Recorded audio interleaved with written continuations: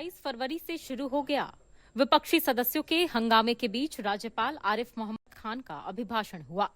इसके बाद वित्त विभाग की ओर से मंत्री सम्राट चौधरी ने बिहार आर्थिक सर्वेक्षण रिपोर्ट 2024-25 पेश किया।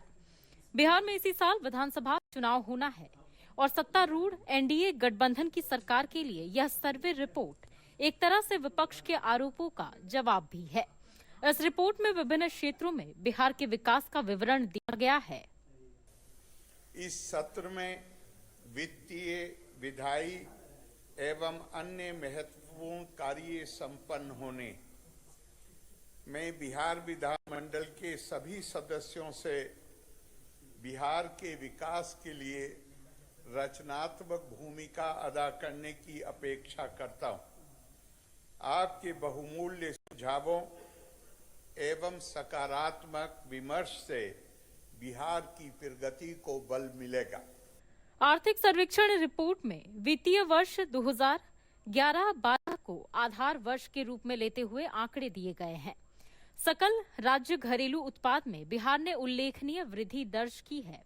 बिहार की अर्थव्यवस्था साल 2011-12 में जहां 2.47 लाख करोड़ थी, तो वहीं साल 2023-24 में 8.54 लाख करोड़ हो चुकी है, यानी यह करीब 3.5 गुना बढ़ी है। वर्ष 2023-24 के लिए बिहार का सकल घरेलू उत्पाद वर्तमान मूल्य पर 8,54,429 करोड़ रुपए हो चुका है। साल 2011-12 के स्थिर मूल्य पर 4,64,540 करोड़ रुपए अनुमानित है।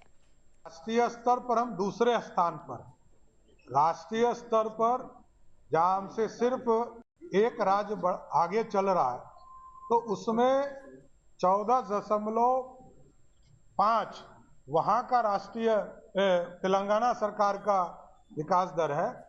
यहाँ पर 14.47 जो एवरेज हम लोग मान सकते हैं कि 0.3 जो है ये हम पीछे रहे हैं। इसलिए राष्ट्रीय स्तर पर हम पूर्ण रूप से विकास करने में आगे चल रहे हैं।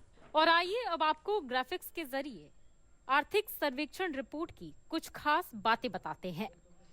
राज्य में वर्ष 2011-12 के स्थिर मूल्य पर सकल राज्यगत मूल्यवर्धन में तृतीयक क्षेत्र का 58.6% योगदान अनुमानित है।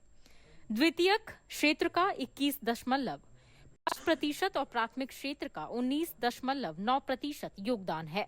साल 2023-24 में सकल राज्य घरेलू उत्पाद में वर्तमान मूल्य पर 14.5%, साल 2011-12 के स्थिर मूल्य पर 9.2% की वृद्धि होना अनुमानित है।